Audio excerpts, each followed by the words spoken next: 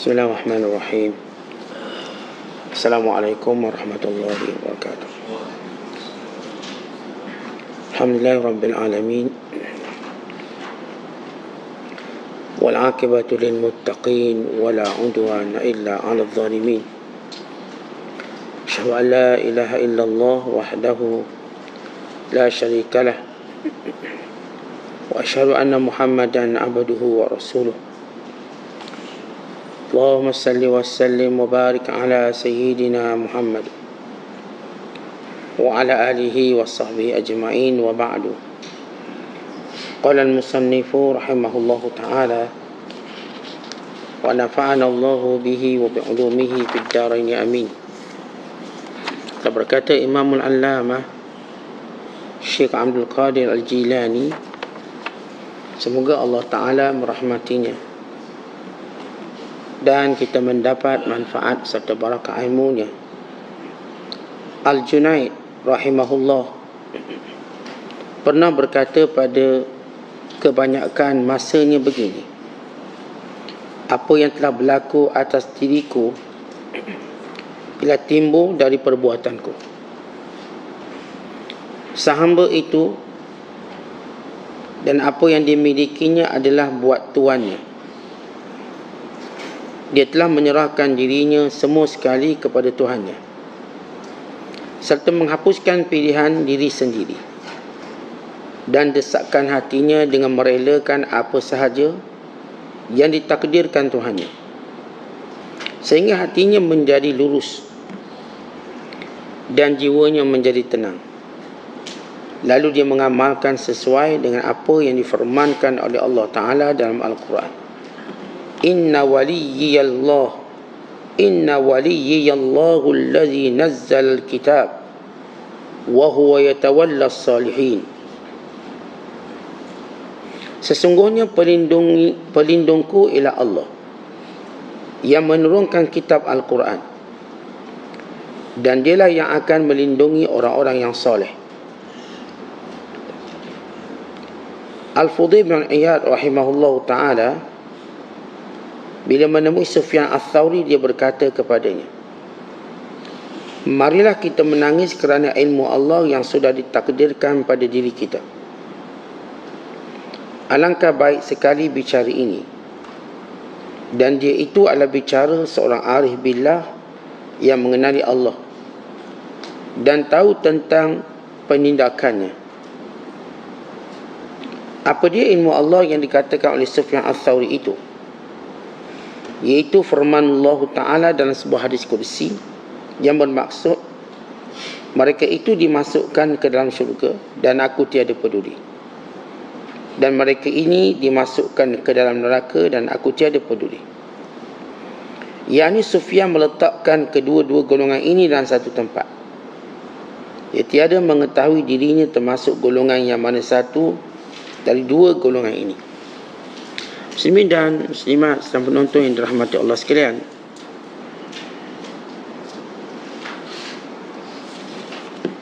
apa yang disebut oleh Syekh Abdul Qadir Al-Jilani tentang sifat para siddiqin dan juga akhlak mereka, adab mereka dengan Allah Subhanahu Wa Taala. Di antara sifat mereka, dan mereka senantiasa bimbang bahawa mereka di sisi Allah Subhanahu Wa Taala tidak sebagaimana yang mereka fikirkan. Kalau manusia akan sentiasa berfikiran bahawa dia adalah terbaik dan dia lah yang paling bagus, berada pada kedudukan yang mulia dan tinggi, terutamanya bila mana mereka mendapat beberapa pujian dan mendapat beberapa penghargaan. Mula mereka merasakan bahawa mereka baik. Di antara kelemahan manusia, bila dipuji dan dikeji. Bila mana dipuji, maka dilupa tentang hakikat dirinya. Dan bila mana dikeji, maka terputus rahmat Dia melihat terputusnya rahmat Allah Ta'ala padanya. Oleh sebab itulah, bila kita bicarakan semalam tentang keikhlasan, nur keikhlasan yang menjadikan seseorang itu melakukan sesuatu kerana Allah Subhanahu Wa Ta'ala, dan melakukan sesuatu kerana mencari redha-Nya, sehingga Allah Subhanahu Wa Ta'ala menunjukkan kesan daripada keikhlasannya untuk sentiasa menyibukkan dirinya dalam kebaikan dan dalam ketaatan kepadanya, dan mengetahui bahawa semua yang dilakukan ini adalah kurniaan Allah Ta'ala kepadanya dan limpah kasih sayangnya. Maka seorang hamba itu sentiasa menilai kedudukannya di sisi Allah, bukannya di sisi manusia. Kalau seorang hamba itu benar-benar hamba Allah, pagi petang dia akan menilai dirinya di sisi Allah, dan dia akan melihat tanda-tanda yang Allah Ta'ala hendak beritahu pada dia. Tetapi bila kita nak cari kasih sayang seseorang, maka kita akan melihat tanda-tanda dia. Muka dia masam, tahu tak suka lah ni. Muka dia senyum, okey suka. Kita tengok dia bercakap baik, kita tahu suka. Dia jemput kita ke rumah, kita tahu dia suka kita. Dia beri hadiah, tahu dia suka kita. Dia telefon kita, kita tahu dia suka kita. Kita mesej dia, dia jawab, kita tahu dia suka kita. Kita akan melihat alamat ini tanpa perlu pun orang yang kita sayang kata, saya benci awak, saya tak suka awak. Kerana orang yang bijaksana, dia tak mungkin mendengar kalimah itu, tetapi dia akan melihat tanda-tanda. Kalau seorang suami, dia tahu tanda sini tak suka. Kalau seorang isteri juga demikian. Ini tanda orang-orang yang beradab dalam muamalah dia. Sehingga bila hilangnya adab, maka akan disebut secara terang, saya tak suka awak, saya benci awak, bila hilang adab. Maka seorang hamba yang sebenar, dia sentiasa menilai dirinya di sisi Allah. Apa yang Allah nak beritahu pada dia, apa yang Allah nak tunjuk pada dia, apa yang Allah Ta'ala nak isyaratkan kepadanya. Wa imma dia memahami alamat ini dengan jelas daripada firman Allah sendiri. Kerana dalam Al-Quran Allah jelaskan, orang yang Allah sukai, orang yang Allah murkai, orang yang Allah Ta'ala angkat, dan Allah, orang golongan yang Allah Ta'ala hina, Allah sebut, dipaham di situ. Atau melalui hadis-hadis Nabi sallallahu alaihi wasallam. Rasulullah beritahu 3 golongan yang Allah benci, 3 golongan yang Allah tak akan ampunkan dosa, 5 golongan yang macam ni, macam, dan seterusnya. Atau dia mengetahuinya melalui keadaan dirinya. Sebagaimana Allah berfirman, wa fi anfusikum afala tubsirun. Pada diri kamu tidakkah kamu lihat? Baik, kita melihat diri kita. Bila Syekh Abdul Qadir bawa kata-kata Junaid Al-Baghdadi yang saya sebut tadi, seorang bila mendekat dengan Allah, dia akan menilai dirinya di sisi Allah. Seorang bila dia dekat dengan manusia, dia menilai dirinya di sisi manusia. Apa pandangan manusia padanya? Yang ni tanya apa pandangan Allah padanya. Kata Junaid Al-Baghdadi, apa yang berlaku kepada aku, apa pun yang berlaku, di atas takdirku, ini kesan perbuatanku. Bila Allah berfirman, wa ma asabaka min musibatin fabima kasabat aydikum.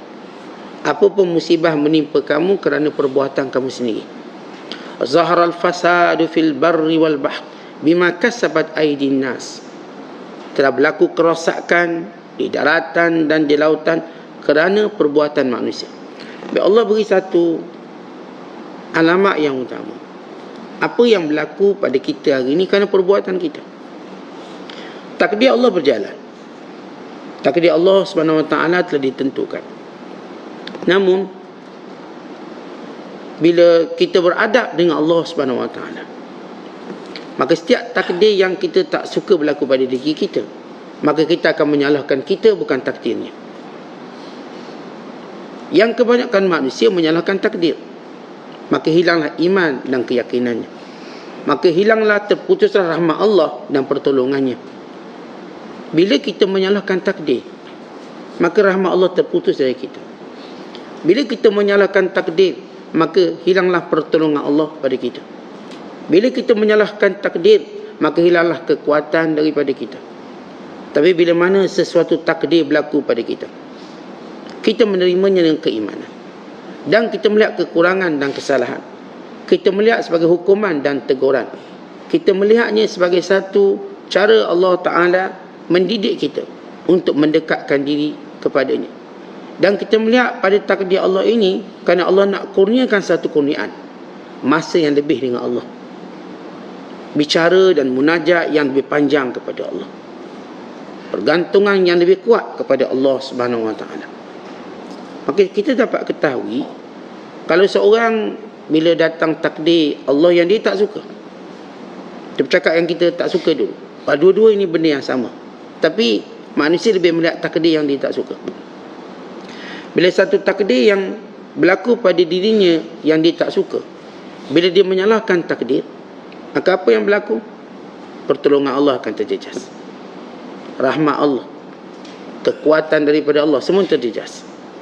Sebab itu orang ni kita akan dapati bila datang satu takdir yang dia tak suka, badannya lemah, tidak bermaya, hilang akal dan kebijaksanaannya, hilang ceria dan gembiranya, dan nampak putus hubungannya dengan manusia. Dek sedih tadi, dia jadi masalah yang lain-lain. Maka gagal dia pada perkara yang dia telah berjaya. Dia, manusia ni ada sebahagian benda, dia dah berjaya didik anak sebagai contoh, dia dah berjaya dalam pekerjaannya. Tuan-tuan tengok, bila katakan seorang tu ada anak 10 anak dia dididik dengan baik, dengan kasih sayang dan sebagainya, sehingga Allah mentakdirkan kepada dia satu takdir, seorang anak dia meninggal, maka dia tidak boleh menerimanya. Maka 9 anak lagi terjejas dengan sifat dia tadi, terjejas teruk, dia kan dia tidak menerima takdir. Maka yang 9 ini mungkin membenci dia sesudah dia telah menitipkan kasih sayang. Kenapa? Kerana dia tidak menerima takdir Allah. Manusia bila tidak menerima takdir Allah, paling buruk bila mana mereka menyalahkan takdir. Ini paling buruk sekali keadaan manusia. Sebab diukur dirinya bukan di sisi Allah, tapi di sisi manusia. Yang kedua, keadaan yang teruk bila dia menerima satu takdir Allah, dia menyalahkan orang lain. Dan kadang-kadang dia menyalahkan orang lain secara melampau, walau benda itu berada pada tangannya, pada dia, tapi tetap menyalahkan orang lain. Misal kata, kalau dia langgarlah lubang satu, padahal dia boleh nampak lubang tu, dia tetap menyalahkan siapa yang buat lubang dengan cara yang melampau, padahal dia boleh mengelakkannya. Umpama beginilah kita, kalau langgar cawan dalam rumah kita, kita boleh elak dengan kita tengok dan sebagainya, tapi langgar.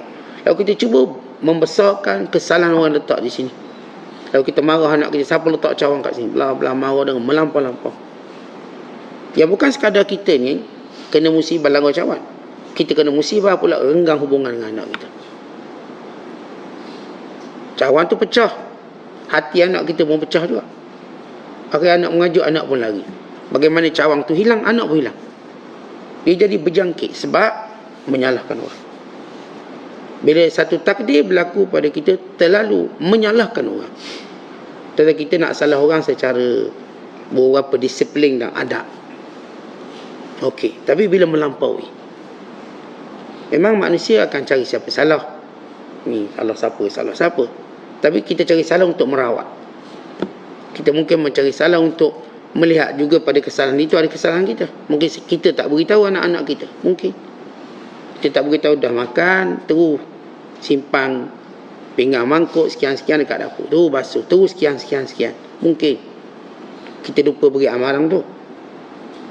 Pada salah mereka ada salah kita. Ni kita cerita orang yang cuma nampak salah orang, lalu dia melihat dirinya mulia. Yang jenis macam ni yang tak pernah melihat kesalahan dirinya. Dia melihat kalau mak dia marah dia, ataupun dia melihat bila berlaku sesuatu kegagalan, okey, ini salah mak dia, ini salah ayah dia. Dia tak akan kata salah dia. Dia melihat bila satu perkara berlaku, dia akan salahkan fulan bin fulan bin fulan. Kan dia mahu seorang itu menghormati dia melebihi daripada yang lain. Baik, yang ketiga, dalam takdir Allah, bila Allah mentakdirkan sesuatu yang dia tak suka, dia menyalahkan dirinya. Maka ini orang yang terbaik. Sekiranya memang kita lihat ada orang bila berlaku ni salah saya, ni salah, tapi tak baik untuk dia. Menyalahkan diri sendiri ni baik bila mana dengan menyalahkan diri mendekatkan pada Allah. Tapi yang menyalahkan diri sampai dia putus asa, saya ni memang tak guna, saya memang tak berguna atas dunia ni, lalu menyebabkan dia kecewa, melampau, jadi tak buat apa-apa, maka bukan bentuk ini yang kita sebut. Bentuk menyalahkan diri sendiri lalu mencari solusi pendekatan dengan Allah SWT. Sebab itu Junaid Al-Baghdadi kata, apa pun yang berlaku pada takdir Allah itu timbul daripada perbuatan aku, kesilapan aku, kekurangan aku. Maka orang ni melihat dengan pandangan yang benar, kerana ini yang disebut oleh Allah. Kita bacakan ayat tadi, apa yang musibah yang menimpa kita, fabima kasabat aidikum, kerana perbuatan kamu. Takdir Allah pertama sifatnya adil. Allah tidak bersifat zalim dalam mentakdirkan sesuatu. Di sebalik Allah berkuasa atas tiap sesuatu. Di sebalik Allah ini fa'alun lima yuri, Allah boleh buat apa dia nak buat.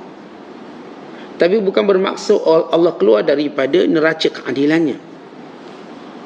Allah tegakkan neraca keadilannya dalam bertindak kepada hamba-Nya sebab Allah berkuasa atas tiap sesuatu dan boleh melakukan apa sahaja. Kita kalau sebut boleh buat apa sahaja, kita pasti tak adil. Sebab itu manusia Allah turunkan peraturan. Kita atas nama kuasa sikit, saya suka saya rasa ada kuasa, pasti dia tak akan adil. Tapi Allah di sebalik sifat memiliki, menguasai, melakukan apa yang dikehendaki, Allah tetap menegakkan neraca keadilan Allah. Maka Allah berikan kepada manusia akal fikiran. Allah berikan kepada manusia al-kasbu, usaha, ikhtiar. Allah berikan kepada manusia segala panca inderanya, bahkan kawan-kawan dan sahabatnya.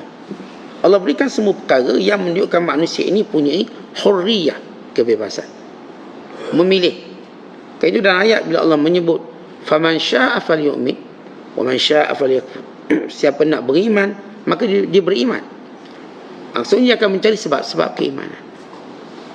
Dan siapa nak kufur, maka dia kufur.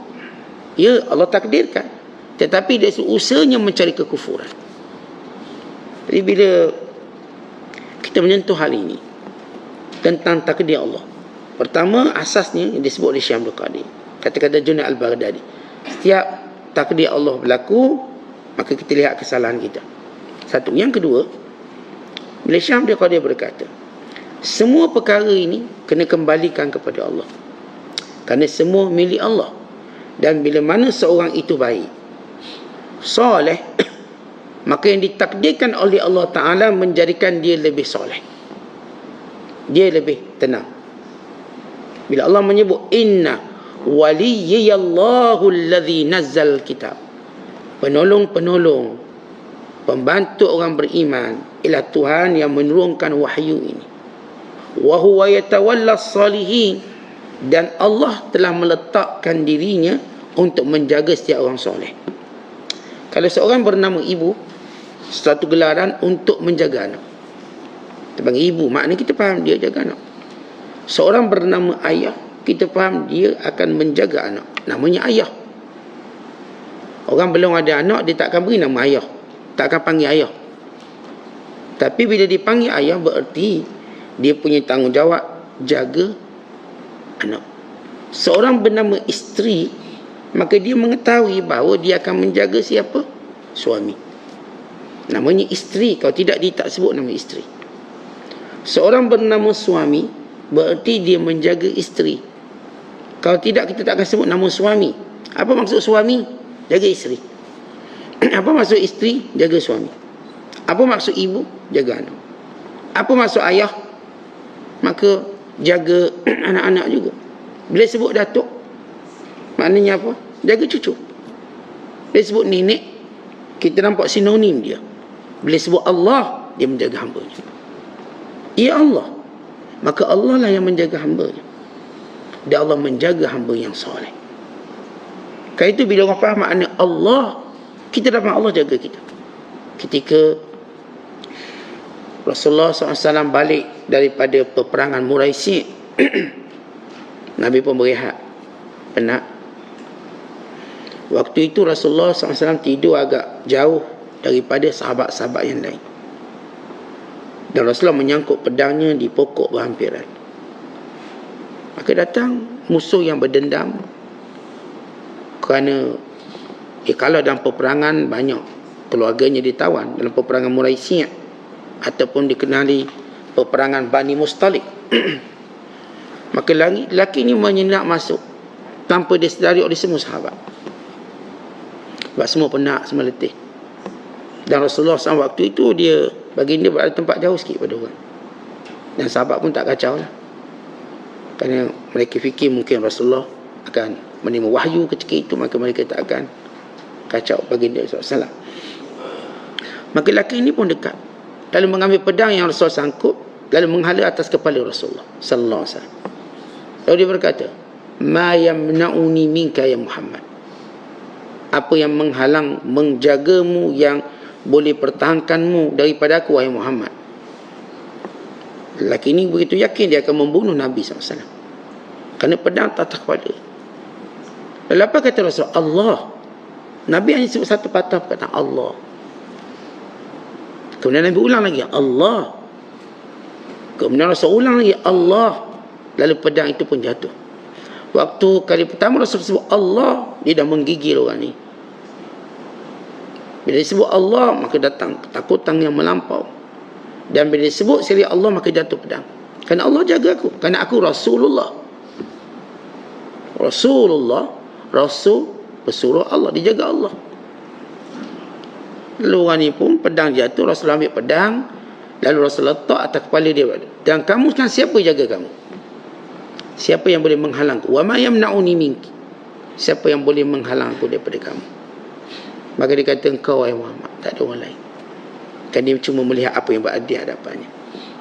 Rasulullah SAW mengajar kita melihat apa yang ada dalam hati kita, Allah. Bukan apa yang ada depan kita.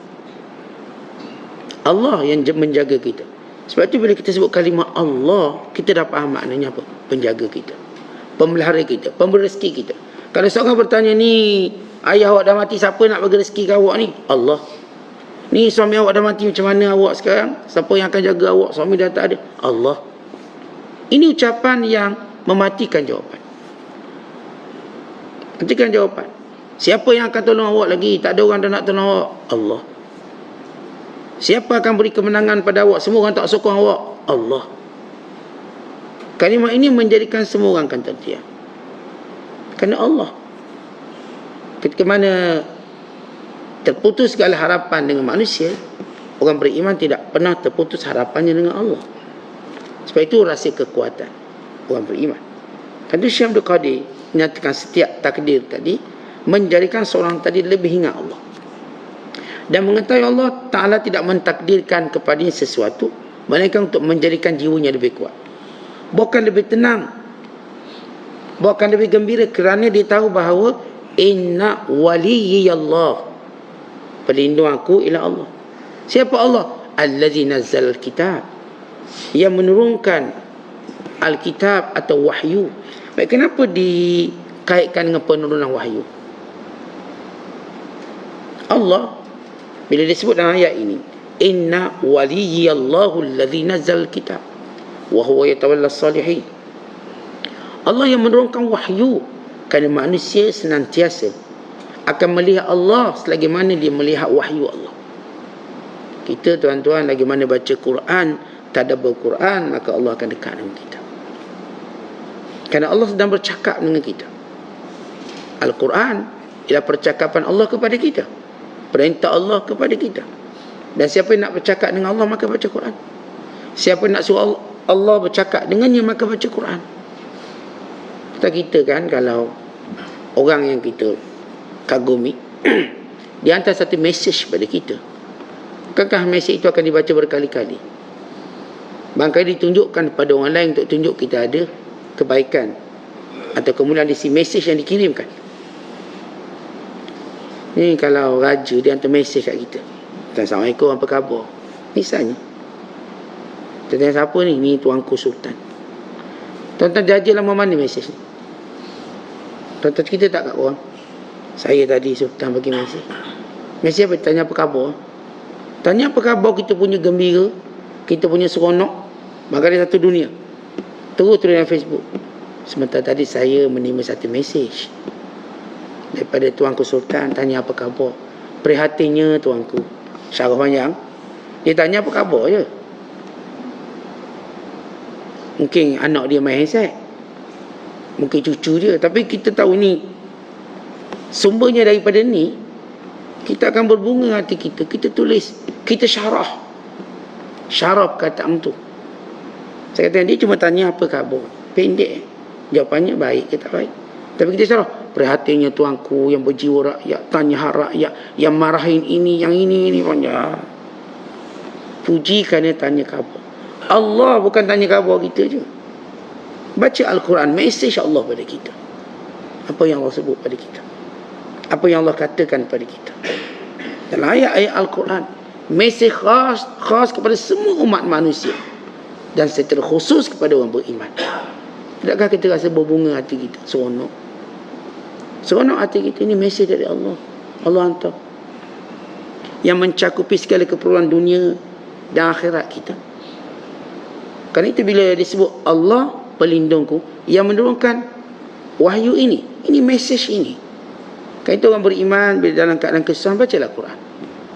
Dalam hadis Rasulullah menyatakan, Allah berfirman, man syaghalahu dzikri am mas'alati a'taitu afdala ma u'tis sa'ilin. Siapa sibuk menyebut namaku, berzikir padaku, maka akan ku berikan kepadanya lebih baik daripada apa yang aku berikan kepada yang meminta kepadaku. Maksud yang menyebutku, yang berzikir padaku ialah Al-Quran. Kerana Al-Quran ini zikir teragung. Allah sebut dalam Quran, inna nahnu nazzalna dzikra wa inna lahu lahafizun. Kamilah yang menurunkan zikir ini, yakni Quran, dan kami yang akan memeliharanya. Sebab itu dikaitkan, kita nak tahu, kita nak rasa Allah melindungi kita, baca Quran dan tadabbur Quran. Kemudian kata Syekh Abdul Qadir Jilani, para ulama, para siddiqin, mereka amat takut satu takdir yang berkait dengan kesudahan tidak baik. Tentang takdir kait makan, minum itu bagi mereka kecil. Mereka akan menghadapinya dengan sabar dan sebagainya. Satu benda yang tak mampu kita hadapinya dengan sabar atau sebagainya, itu bila ditakdirkan dengan takdir yang berkait dengan keimanan kita, kesudahan kita. Tidakkah kita takut bila kesudahan tadi kesudahan yang tidak baik? Tahu-tahu kalau Allah takdirkan rezeki kita sikit, kita boleh sabar. Allah takdirkan kita membujang ke, kita tak ada anak, insya-Allah okey. Sebab itu tidak akan mengurangkan akhirat kita. Hal-hal dunia yang ditakdirkan tidak akan mengurangkan akhirat kita untuk kita bersedih. Bukan bila kita bersabar menambahkan akhirat kita. Kalau kita ditakdirkan tak naik pangkat, dia tak akan kurangkan darjat kita di akhirat. Itu cuma kita katakan ujian dunia. Tapi yang paling kita bimbang, takdir berkait mati tak baik, husnul khatimah. Ini yang paling ditakuti oleh para ulama. Mati dalam keadaan asalnya baik, dengan kebaikannya alamat ahli syurga, tiba-tiba mati dalam keadaan menjadi ahli neraka. Kita dah baca hadis bila seorang lelaki yang masya-Allah dikagumi oleh sahabat dengan kelengkapan perang, keberanian dalam perang. Lalu mereka kata, ya Rasulullah, ini ahli syurga, berani dalam peperangan. Rasulullah kata, tidak, dia ahli neraka. Sahabat mengintainya. Tiba-tiba dia terkena serangan musuh, rebah, jatuh. Dia tak sabar dengan kesakitannya, maka dia bunuh diri. Ista'jalal maut. Dia bunuh diri. Lalu sahabat datang balik, jumpa Nabi SAW, ya Rasulullah, benarlah dia ahli neraka. Dia telah bunuh diri dia. Dan ini yang kita tak tahu. Siapa tahu kesudahan dia?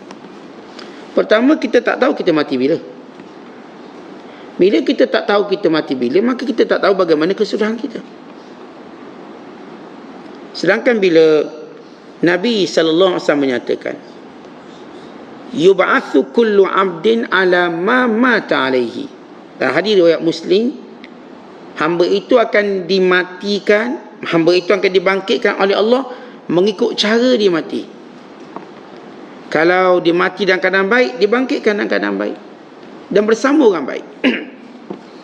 Dia mati dalam keadaan zikir, maka kita dibangkitkan bersama ahli zikir. Mati dalam keadaan berjihad, dibangkitkan bersama ahli jihad. Mati dalam keadaan berpuasa, dibangkitkan bersama, bukan sekadar dalam keadaan puasa, bahkan dalam keadaan bersama dengan ahli orang-orang yang berpuasa. Siapa pun kebiasaan dia, maka dia akan mati dengan kebiasaannya dan bersama dengan orang yang dibiasa dengannya. Kalau kita banyak masa dengan sahabat-sahabat akhirat kita, maka kita dibangkitkan bersama mereka. Kalau kita banyak masa dengan sahabat-sahabat dunia kita, maka dibangkitkan dengan sahabat-sahabat dunia kita. Sebab itu kita perhati siapa kawan, siapa sahabat. Kita perhati lama mana masa kita bersama sahabat baik dan lama mana masa kita bersama sahabat dunia. Kalau sahabat-sahabat dunia lama masa kita, dengan sahabat akhirat sekejap je, tak hidup lama ni. Maka ingat, kawan-kawan kita ini, dia akan bersama kita. Bahkan bila dekat nak mati, diberi perumpamaan kawan-kawan ini mendekati kita. Disebut oleh Imam Mujahid, kata Mujahid, seorang ulama tafsir, ma min mayyitin yamutu illa muthira lahu julasa'uhu allazina kana yujalisuhum. Tidak mati seseorang melainkan akan diperlihatkan kepadanya kawan-kawan yang dia banyak duduk dulu. Kata kita dekat nak mati ni, kita dah berada alam lain, dekat nak mati, belum kata mati, nak mati, nak kena sakratul maut. Kita tak nampak dah ni mak ayah kita, tak nampak dah orang dekat kita. Tapi kalau kita dulu hidup, kita memang bersama dengan orang baik-baik. Baik tak kira lah mak kita, ayah kita, orang baik-baik. Maka dekat nak mati, seperti orang ni dijelmakan bersama kita, sehingga kita bergembira dikelilingi oleh orang baik-baik, orang soleh. Kita berada dalam ketenangan menghadapi sakaratul maut. So, musilalahu, kata Mujahid, diberi gambaran macam nampak orang-orang yang kita banyak bersama dengan mereka. Macam saya katakan, kita hidup kat dunia, masa kita banyak duduk dengan siapa, sembang dengan siapa, cakap dengan siapa, jalan dengan siapa, musafir dengan siapa, kerja dengan siapa. Dan orang-orang yang saya katakan masa kita banyak dengan dia. Kalau kita sahabat kita ahli golf, sahabat main, kita banyak duduk masa kat padang golf lah. Kalau sekiranya kita ni jenis sahabat-sahabat kita ni kaki ngumpat, duduk kaki ngumpat ni lah. Dekat nak mati, sahabat-sahabat ni seperti dijelmakan di sekeliling kita. Ya, kalau baik maka beruntung, kalau tak sebaliknya maka musibah besar. Di situ bimbang su'ul khatimah. Kan itu orang dekat nak mati, kita dapati dia mula bercakap dengan percakapan yang menjadi kebiasaan dia bercakap. Ada orang tu, dia kerja kontraktor. Ini disebut oleh ulama, kerja kontraktor. Bukan semua kontraktor macam kerja. Dia sibuk, rumah mana pula nak baiki, kebun mana pula nak set up, ni nak buat apa ni, apa benda lagi nak buat. Otak dia macam tu je. Rumah mana nak pecah lagi, bangunan mana nak bina lagi, kebun mana nak buat, nak hias lagi. Itu yang difikirkan. Bila dekat nak mati, benda tu yang dia bercakap. Akulah yang baiki rumah orang tu, akulah baiki rumah ni, projek sini, projek sini, projek. Itu disebut sampai dia mati. Ada seorang lelaki pada zaman Khalifah An-Nasir, zaman dulu. Bila dekat nak mati, anak dia ajar dia mengucap. Anak dia kata, ya sebut asyhadu an la ilaha illallah, la ilaha illallah. Dia kata, ya tuanku, ya tuanku. Anak dia ulang lagi, sebutlah la ilaha illallah. Dia kata, ya tuanku. Sebab dulu dalam hidupnya dia cuma kata ya tuanku, ya tuanku. Maksudnya pengampun sultan tu. Ya memang kerjanya ya tuanku. Terlalu membesarkan dirinya pada membesarkan nama makhluk. Macam kita lah, ya bos, ya bos, duk bos semua. Kira dekat mati orang ajar mengucap, ya bos, ya bos. Ya, itu yang berlaku. Sebab kalimah tu paling banyak disebut. Kalimah paling banyak. Sebab itu para ulama bimbang kebiasaan-kebiasaan ataupun kebiasaan yang bukan bersifat taat. Dan kita mungkin boleh cakap ni, tapi bukan kebiasaan kita. Biarlah kebiasaan kita ialah zikrullah. Biarlah kebiasaan kita mentaati Allah. Biarlah kebiasaan kita beribadat pada Allah, bukan dengan makhluk. Tengok orang ni aja ngucap, akhir disebut ya tuanku. Sampai ke sudah, sampai dia mati. Sebab apa? Kerana terlalu dia menyebut, memuji manusia, mengagungkan manusia. Maka kita kena hati-hati apa yang kita sebut, apa yang menjadi kebiasaan kita. Baik, su'u khatimah yang dibincangkan oleh, yang pertama yang saya katakan, Syekh Abdul Qadir bicara tentang kata-kata Junaid al-Baghdadi. Setiap takdir berlaku, adab paling tinggi melihat kesilapan kita, kekhilafan kita. Yang kedua, kita katakan Syekh Abdul Qadir menyebut tentang apa pun takdir yang berlaku untuk meluruskan kita, mengukuhkan lagi hubungan kita dengan Allah. Dan takdir yang berlaku itu tidak akan mengurangkan sedikit pun keyakinan kita bahawa Allah menjaga kita. Tetapi dalam banyak-banyak takdir, yang paling dibimbangi ialah berkaitan dengan su'ul khatimah. Ini kita tak tahu apakah kita kalangan ahli syurga atau tidak. Menyebabkan kita tak berani kata kita ni ahli syurga secara membabi buta seumpama itu. Kerana kita bimbang itu perlu ada. Sebab Allah Ta'ala menyebut sifat orang beriman, walaupun dia buat baik, dia tak pernah selesa buat baik. Bahkan dia merasakan kebaikannya begitu kecil. Kata Imam Ibn Jauzi, ketika membicarakan tentang orang-orang yang baik dan alamat-alamat orang baik, bila menyebut an-nufusu al-khayratu, jiwa-jiwa yang baik itu, alamat dia, yang pertama kata Imam Ibn Jauzi, al-jiddu fil ghalib. Dia memang bersungguh-sungguh buat yang menjadi kebiasaan dia, yang ni taat. Al-jid, ini tanda orang yang ada hati baik, orang yang berjiwa baik. Kita akan dapati dia al-jiddu fil ghalib. Sungguh benda-benda yang ketaatan biasa yang dia buat ini, dia bersungguh-sungguh. Walau benda tu dah biasa. Orang kalau dah biasa, dia buat lebih kurang, dah biasa. Contoh tengok orang kalau dah biasa potong timun. Mula-mula hari pertama dia potong timun, dia tengok timun tu, hari kedua pun sama, dia tengok takut kena tak. Lama kelamaan dia macam gini lah, sambil tengok benda lain. Jadi dia potong timun sambil baca mesej, sebab dia dah buat lebih kurang lah tu. Dia tak lagi bersungguh buat lebih kurang. Tapi tidak ibadat. Ibadat kita dah biasa buat. Saya dah biasa baca Quran, tapi tetap tunjukkan kesungguhan. Seperti kita baru baca. Kita puluhan tahun sembahyang, tapi tak buatlah, lebih kurang lah, lama sembahyang, ekspres dah sembahyang ni. Tak, kita tetap macam mula baru solat. Rokok kita, sujud kita, tumakninah kita. Ini ciri-ciri orang yang baik. Al-jiddu fil ghalib.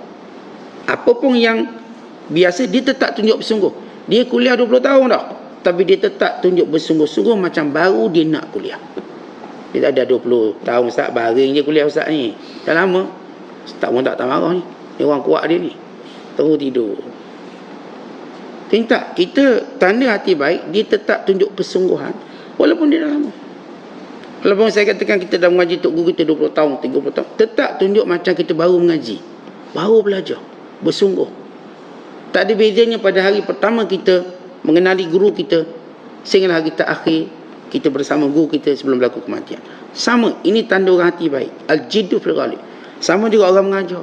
Dari hari pertama dia mengajar bersungguh, dia menyampaikan maklumat. Sampai hari akhir dia mengajar, dia tetap sama. Dia tak ada, dah lama mengajar, cakap lebih kurang, sudahlah. Tak, dia tetap dakik, dia tetap teliti, dia tetap melihat mana yang tepat dan sebagainya. Dia tetap berhati-hati.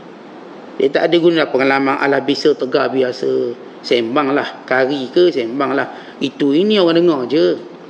Kita kan orang dah kenal. Tidak, bukan itu sifat orang yang baik hati. Dia tetap bersifat jiddu fil ghalib.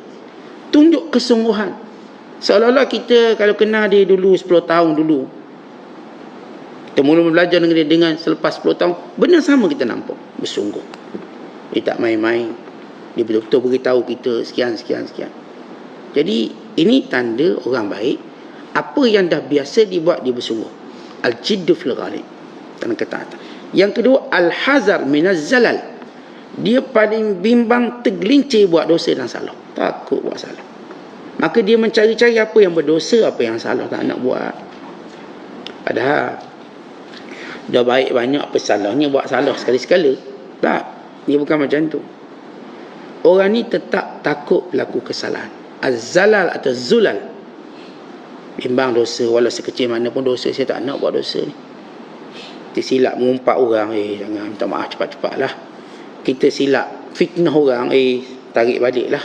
Saya cakap tu tak betul, saya silap maklumat. Kita bimbang. Kesalahan tadi jadi susah kita dengan orang. Akhirat kelak. Yang ketiga, kata Imam Ibn Jauzi, al-ihtiqaru lil amal, sentiasa melihat amalannya sedikit. Ini yang kita sebut tadi. Tak pernah tengok amalan kita banyak. Baik dalam bab belajar ke, saya dah ngaji lah banyak ni, kitab puluh kitab. Saya tak rasa banyak. Saya tak rasa ilmu saya belum cukup lagi. Saya tak rasa ibadat saya cukup. Saya tak rasa sedekah saya dah cukup untuk masuk syurga. Saya tak rasa puasa saya cukup. Semua benda dia tak pernah rasa amalannya banyak. Ihtiqar lil amal, sentiasa melihat amalan sikit. Atau kita tengok amalan kita sikit ke? Atau kita rasa amalan kita banyak. Kita pergi umrah tiap-tiap tahun, Masya Allah. Haji pun tiap-tiap tahun. Ni ibadat kita, ibadat yang premium. Kalau sekarang sebut premium punya orang ni, ini harga premium, artinya komplit. Tapi bila kita tengok, kita mula, kalau orang kampung saya panggil cakduh. Cakduh ni maknanya dah nampak tak berapa bersungguh dah, tak berapa jaga dah solat jemaah ni, ikut dang kita lah. Tak berapa bersungguh dah nak irtizam dengan majlis ilmu, ikut dang kita. Dang belajar-belajar, tak dang sudah. Sebab kita dah ada ibadat lain. Sebab kita tahu, kalau seorang itu dia tunjuk komitmen belajar, orang ni lah orang yang sentiasa menganggap bahawa amalannya belum cukup. Sebab tu dia belajar lagi. Bila orang dah stop belajar ni, dia rasa dah power dah ni. Kita boleh kenal orang, lagi mana kita nak belajar, ini dalam kategori orang yang tak pernah rasa cukup ilmu, cukup ibadat. Sebab tu dia masih belajar. Dia masih nak tahu apa benda yang dia tak tahu. Dia masih nak dapat semangat apa yang dia tak semangat. Dan dia masih ingin seorang sentiasa nasihat dan ingatkan dia. Kan tu kita tengok para sahabat, contoh pertama kita, Ridwanullahi alaihim ajma'in. Apakah mereka berhenti belajar? Tak. Mereka tak pernah berhenti belajar sehingga Rasulullah wafat. Hatta bila Rasulullah wafat, mereka mendatangi sahabat-sahabat yang lebih banyak ilmu daripada mereka. Duduk. Kadang-kadang mereka sanggup beli kenderaan khas untuk mendapat satu hadis Rasulullah SAW. Kenapa macam kita sebut sebelum ini, ada seorang sahabat yang jumpa Fudalah radhiyallahu ta'ala anhu, hanya nak dapat satu hadis, beli unta baru. Tak main unta-unta yang lama ni, unta baru, supaya tak tergendala perjalanan. Pergi jumpa dengan sahabat bernama Fudalah radhiyallahu ta'ala anhu. Lalu dia kata, wahai Fudalah, ni datang bukan ziarah tau, datang untuk belajar. Majitu zairah wa innama jitu taliban li hadisi Rasulillah sallallahu alaihi wasallam. Aku bukan datang nak jenguk kamu, nak ziarah kamu, bukan. Datang aku untuk mendapat ilmu yang kamu warisi, yang kamu dengar hadis daripada Nabi sallallahu alaihi wasallam. Maka tiba-tiba tengok kawan ni dalam keadaan pakaiannya tak teruk sangat. Lalu tanya, ni pakaian apa, kenapa keadaan tak kemas-kemas ni, tak nampak pakaian smart macam biasa? Maka dapat satu ilmu, al-budzazatu minal iman. Rasulullah SAW menyuruh kami sekali-sekala ni memakai pakaian seumpama ini. Untuk apa? Untuk rasa zuhud, tawadhu. Lalu kata lagi, kenapa kami tengok kamu ni kaki ayam pula? Maka jawab Fudalah, kan Rasulullah SAW menyuruh kami untuk sekali-sekala berkaki ayam, untuk merendah diri. Oh, dia dapat ilmu dia. Sekali kita pakai pakaian biasa, sekali-sekala kita menunjukkan keadaan kita cuma orang biasa. Tak adalah tunjuk macam kita ni orang yang sentiasa berada pada tahap tinggi, tidak. Rasulullah SAW duduk makan. Maka bila duduk makan, sebagai duduk hamba. Lalu apa kata Rasul? Aku ini hamba, dan aku makan seperti hamba. Aku ni hamba Allah. Rasulullah tak kisah kalau tak duduk pada meja tertentu. Dan memang Rasulullah tak duduk kat meja pun. Rasulullah duduk bawah makan. Duduk bawah. Dan duduk bagaimana hamba duduk. Orang biasa duduk macam mana? Duduk macam tu. Artinya ini Rasulullah SAW, dia tak ada rasa cacat untuk duduk di lantai untuk makan. Semua orang tak boleh duduk, dia kena tak kursi dia, meja je. Bila kita lihat orang tu dia boleh duduk bawah, kita tahu orang tu tahu. Kita tahu. Kan orang yang kita katakan semua dia tak nak tidur duduk bawah ni. Dia nak duduk pada posisi atas. Maka bila saya sebut tadi, tanda orang rasa amalan dia tak cukup, dia sentiasa ikat diri dia dengan majlis ilmu, dia tak akan lari. Sahabat tadi saya cerita, para tabi'in.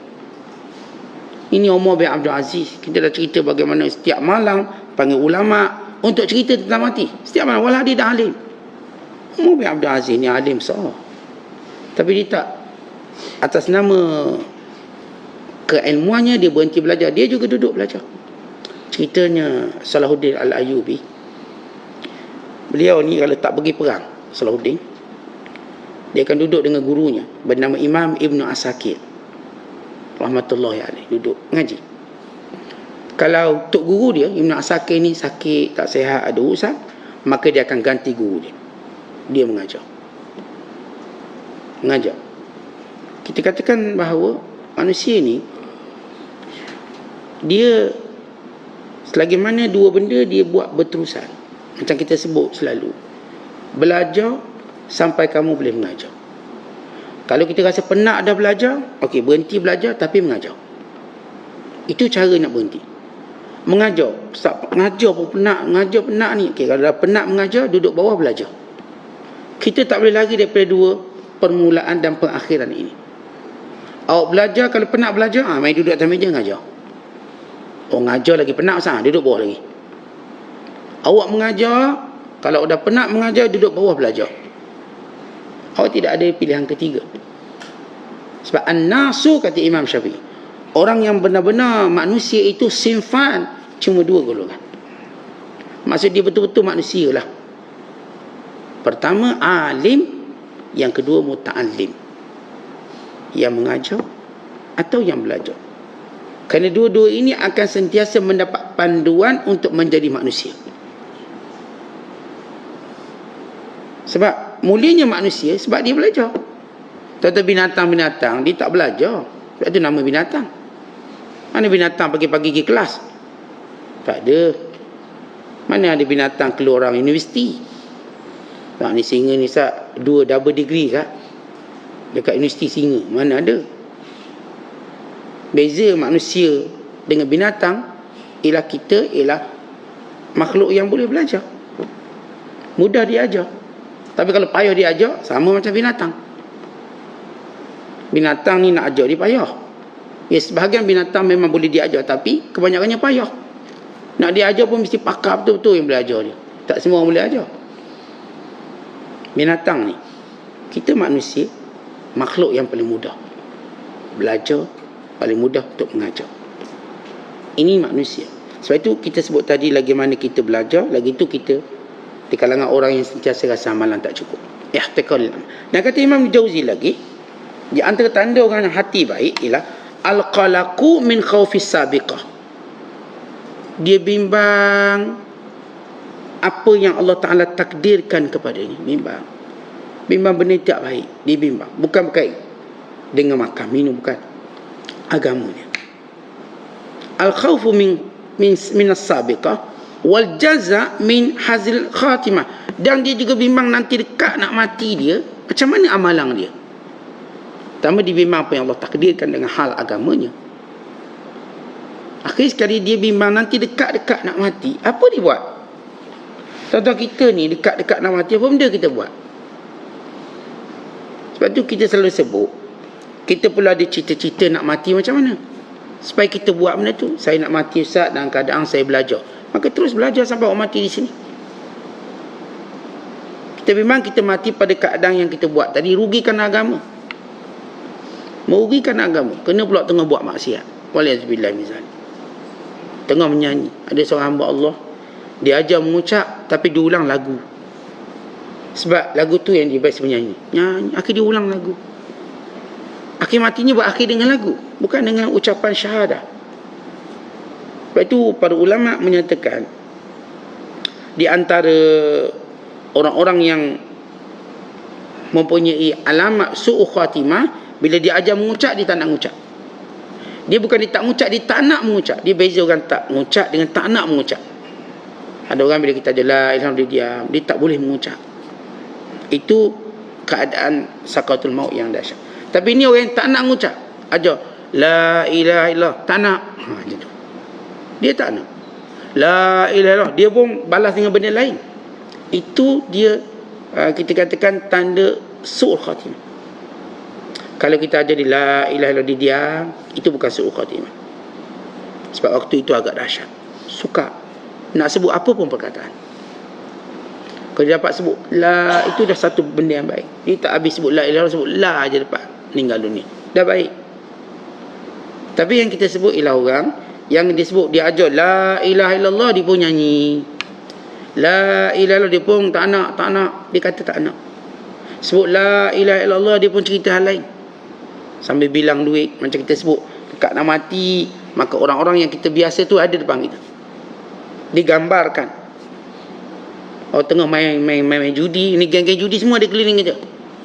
Taruh lagi, tambah lagi dekat nak mati ni. Kalau geng-geng ni geng minara, tuang lagi. Yang disebut oleh para ulama, kisah seorang peminum arak ketika hampir matinya, waktu dia ajar la ilaha illallah, dia kata tuang lagi arak.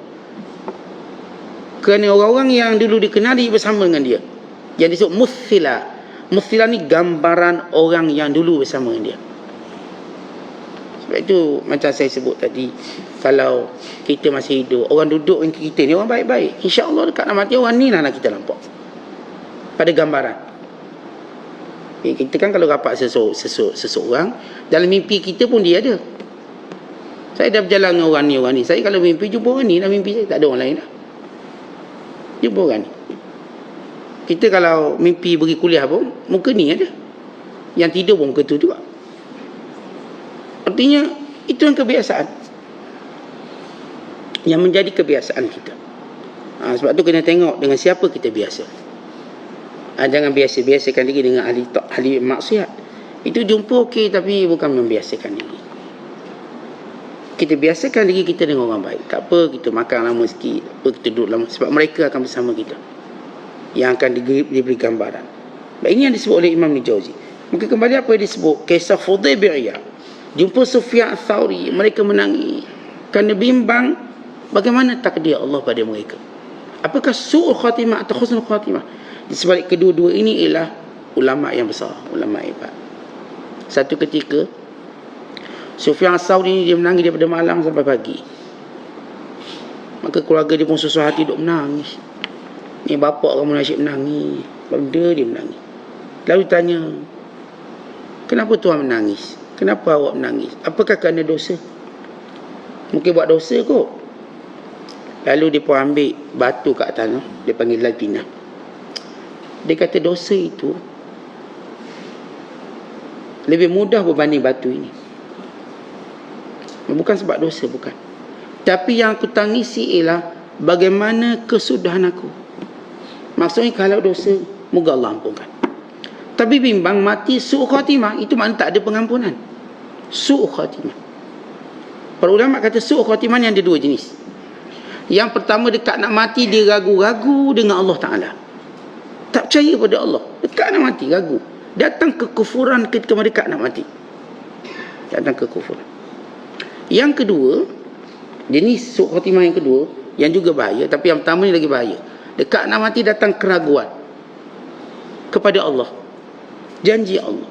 Ni mati dalam keadaan akidahnya bermasalah. Yang kedua, kata imam, kata para ulama, ialah dekat nak mati tadi cinta dunia tak habis lagi. Belum habis. Masih lagi cerita dunia, masih lagi cinta dunia, harap dunia. Tu menangis pun sebab tinggal dunia, bukan menangis sebab amalan tak cukup. Nangis ni siapa nak uruskan kilang aku, saham aku, siapa. Ini menangis kerana dunia. Ini inkibab. Al-inkibab ala syahwatud dunia wa rukun ilaiha. Din, kata ulama, dia dah tersembam dalam dunia, tersembam lah. Maksudnya ni memang tak boleh buat apa dah ni. Dan rukun ila syahwatiha, Ni cenderung cuma lazat dunia. Dia tak pernah rasa lazat ibadat. Tak pernah rasa lazat taat. Yang dia rasa lazat dunia. Yang dunia semua delicious, sedap belaka. Yang akhirat dia tak rasa sedap. Dia keluar dari dunia, dia tak pernah rasa kelazatan akhirat. Tentang kita, memanglah benda dunia lazat. Tapi dalam masa yang sama, kita juga merasakan kelazatan akhirat. Lazatnya bermunajat pada Allah, lazatnya beribadat pada Allah, lazatnya baca Quran, lazatnya menuntut ilmu. Kelazatan tu kita rasa dalam hati kita ada akhirat. Ini jenis perangai yang akhirat tak lazat, asyik lari je. Yang dunia lazat. Dia boleh duduk berjam-jam untuk menghadapi dunia dia. Ni yang boleh tengok bola dari pagi sampai malam pun okey. Bola main pukul 9, dia duduk kat stadium pukul 6 petang ni. Tiket jual 8 pagi. 2 pagi dia beratur dah. Lazat. Bawa selimut, bawa kain kebal, bawa tilam. Suami isteri dengan anak sekali. Beratur. Nak beli tiket. Tengok jam 2 pagi. Kau apa tiket? Kau 8. Beratur. Lazatnya dia nak dapat dunia. Tengok bola ni, minat bola. Ya, awak telah merasakan kelazatan dunia dan awak bersungguh ke arahnya. Apakah benda yang sama yang buat untuk akhirat? Ada tak orang tidur luar masjid, tak sabar tu masjid buka, tidur kat luar? Pernah buat ke? Yang tidur luar stadium dah ramai. Dia makin lama makin menjadi-jadi ramai. Kalau dulu orang tak sangat, sekarang makin menjadi. Tu belum cerita orang tidur luar pintu kedai tu, nak tunggu launching produk baru, nak jadi orang pertama. Tidur. Saya pergi ke satu tempat. Ada satu tempat, saya tengok satu tempat. Ni kira happening lah. Adalah dia orang nak launching produk benda. Kita bukan tahu produk sangat. Tapi dia punya beratur tu dari subuh. Tunggu. Kita tengok kedai ni buka pukul 10. Beratur. Loh, laki, perempuan, muda tu habis. Kenapa nak jadi orang pertama memilikinya? Ada seorang hamba Allah, masa tu dia orang launching iPhone. Cerita iPhone. Dia pun jadi orang pertama. Depan sekali beratur. Wartawan tunggu. Seronok saya orang pertama dapat iPhone. Wartawan TVU ni, dia pun nak buka iPhone, jatuh, pecah iPhone dia. Dan orang pertama juga iPhone pecah. Dapat 2 belaka. Tetapi keterujaan manusia dengan dunia tadi luar biasa. Apakah kita punya terujaan yang sama dalam hak akhirat? Kalau ada, alhamdulillah. Saat ni kalau jenis tidur, beli tiket, dosa. Saya tak kata dosa, saya kata keterujaan mereka. Seorang yang berbaring nak, tak kata dosa lagi mana nak solat subuh. Okay. Never mind, teruskanlah. Itu yang awak minat. Tapi kita cerita, apakah kita ni dapat kelazatan yang sama dalam hak akhirat? Sehingga kita sanggup buat macam sama, kita buat hak dunia, bahkan lebih pada tu. Lebih pada tu. Macam seorang hamba Allah tanya, ustaz, kita ni nak beli nombor. Nombor ekor, nombor pelik kereta. Saya kata, berapa nombor pelik tu? Adalah 70,000 sekian.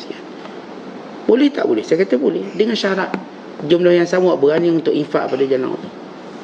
Berani silakan, tak ada masalah.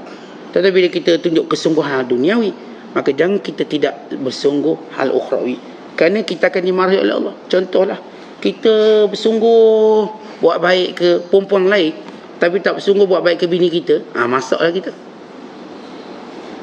Untuk abang sungguhnya tolong perempuan tu, tengok. Kalau saya minta tolong pun dah kena marah. Misalnya, ni perempuan tu belum buka minta tolong, dia dah tolong. Kan kita kan dia ajar tolong orang. Bagus. Ada tolong orang, dia pula kesian. Dia pula orang ni begini. Tapi apakah benda yang sama kita buat pada isteri kita? Kalau kita buat benda yang sama, isteri kita tak marah. Ni okey. Kita pemurah orang tu, pemurah orang ni. Tapi dengan bini kedekut, masaklah kita. Tapi kalau kita pemurah orang tu, orang ni, dengan isteri kita, kita pun pemurah, isteri kita tak ada apa-apa, dia sokong lagi kita. Sebab dia pun rasa benda baik tadi.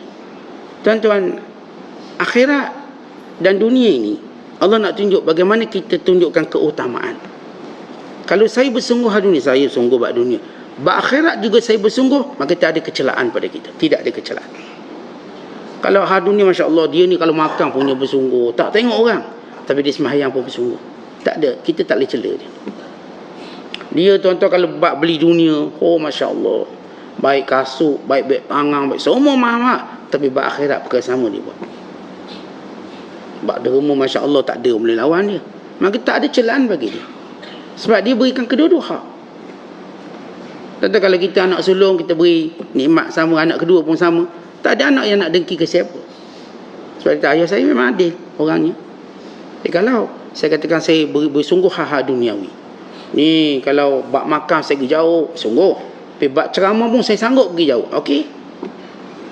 Awak ni kalau minum kopi kota tinggi, kuliah sebelah rumah tak pergi. Tu kita marah lah, tercela. Minum kopi tenggek jauh. 90 km baru sampai. Pergi ke Buloh, balik ke Buloh lagi. Dia tengah-tengah dia kenyang. Jauh. Sungguh tak apa. Boleh ke tak boleh. Kalau pergi kuliah pula, sanggup ni 900 km pergi kuliah. Okey, alhamdulillah. Jangan pula kuliah tepi rumah je tak pergi. Rasa macam jauh. Yang jauh bukan jaraknya tapi hatinya. Dan ni cerita jauh-jauh ni tak ada dah cerita jarak, cerita hati. Hati kalau dah suka dekat. Hati kalau tak suka jauh. Hati kalau suka 8,000 km dekat. Hati kalau benci 8 kaki je jauh. Rumah awak ke masjid 8 kaki jauh sah. Boleh tak dekat sikit 2 kaki lagi. Tapi begitu perasaan manusia yang disebut inkibab ala dunia, tersembang dalam dunia atau tenggelam dalam kenikmatan. Jadi sentiasa fikir tentang kesudahan kita bagaimana, agak-agak kita mati kat mana, kita mati bagaimana. Dan hadis Nabi kata apa? La tu'jibu bi'amali 'amilin hatta tanzuru bima yukhtam lahu, rawahu Tabrani. Jangan kamu heran melihat seorang buat amalan yang hebat sehingga kamu lihat dia sudah macam mana.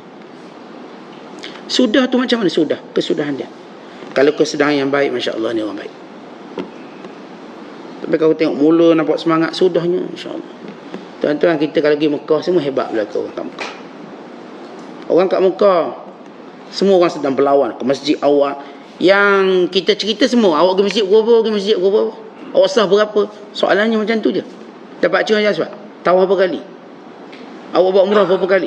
Soalan-soalan menunjukkan semangat ibadat luar biasa. Tapi jangan hairan. Tapi hairanlah bila dia balik Malaysia, dia benda yang sama dia buat. Ni kita hairan. Orang kat Mekah, tuan-tuan jangan hairan dia cerita dia tahu 40 kali ke 50 kali. Kita lihat kesudahan dia bagaimana. Bahkan sebab tu bila ulama sebut mabrur, tak ada pun ulama sebut mabrur apa yang dia buat ketika mana di Mekah, tapi apa yang berlaku sesudah dia balik haji. Apa yang berlaku, itulah mabrur. Bukan waktu dia buat itu, tapi selepas itu mabrur. Allah terima. Ini orang yang mabrur hajinya, kita dapati balik haji, cara ibadahnya seperti dia pergi haji, cara kesungguhan dia dan sebagainya.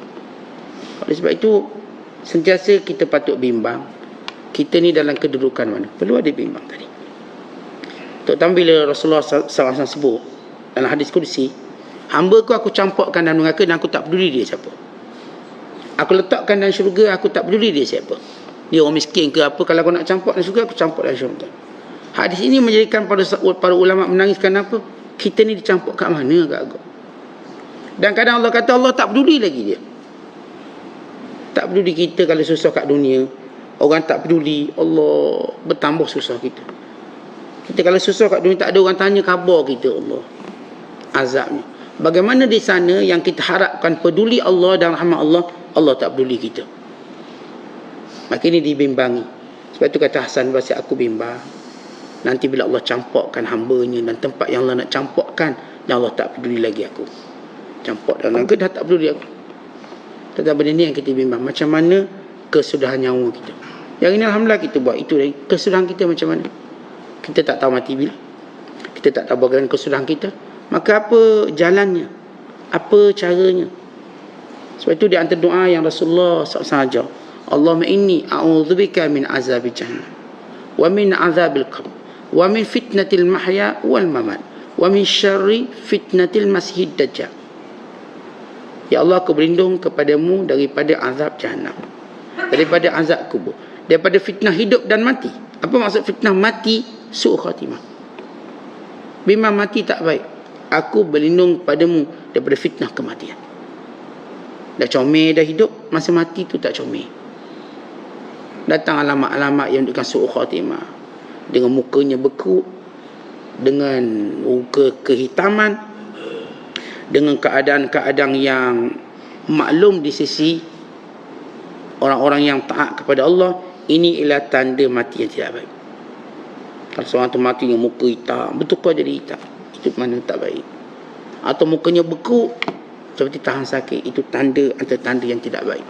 Kita bimbang dalam situasi itu. Orang yang wajahnya Masya Allah macam tidur je, senyum, ini tanda husnul khatimah. Karena itu kita mesti mencari jalan bagaimana kita tidak mahu ditutup kehidupan kita dengan su'ul khatimah. Mukadimah yang pertama ialah biar ada rasa bimbang. Itu mukadimahnya. Siapa yang dibimbang, maka Allah akan menghilangkan kebimbangannya. Siapa yang tak bimbang apa-apa, maka akan datang hari kebimbangan yang tak pernah dibimbangkan. Kerana orang beriman, Allah tak akan himpunkan dia dengan dua ketakutan dan dua kebimbangan. Sebab itu kita diajar, dan kita diajar oleh Nabi SAW supaya kita bimbang. Biarlah ada bimbang. Biar kita walaupun dah bagus cara hidup dibimbang. Ya Allah, macam mana kesudahan saya? Untuk kita sentiasa bersemangat dalam ibadat, berdoa pada Allah, berharap pada Allah, berwasangka baik pada Allah. Walaupun kata Imam Nawawi rahimahullahu ta'ala, kata Imam Nawawi, orang kalau dah biasa taat, jarang-jarang mati dalam keadaan tidak baik. Jarang-jarang. Nudrah. Tapi boleh berlaku. Saat dia dah starting bagus, takkanlah akhir tak bagus. Ia jarang berlaku. Tapi hati-hati. Bukankah kita tuan-tuan, walaupun jarang berlaku, kita tetap ambil rasa macam mana? Dalam satu kawasan perumahan, satu rumah je masuk pencuri, kita pun dah bimbang. Kita pun dah hati-hati. Buka lampu luar, gerai tutup, kunci betul. Walaupun curi itu rumah tu satu je, dan sampai setahun cuma rumah tu dicuri, tapi kebimbangan pada kita ada. Maka sama juga tuan-tuan sekalian, bab su'ul khatimah, mukadimah pertama supaya Allah selamatkan kita, biar kita bimbang. Bimbanglah macam mana saya mati. Kebimbangan itu yang akan Allah amankan. Wallahu bissawab. Assalamualaikum warahmatullahi wabarakatuh.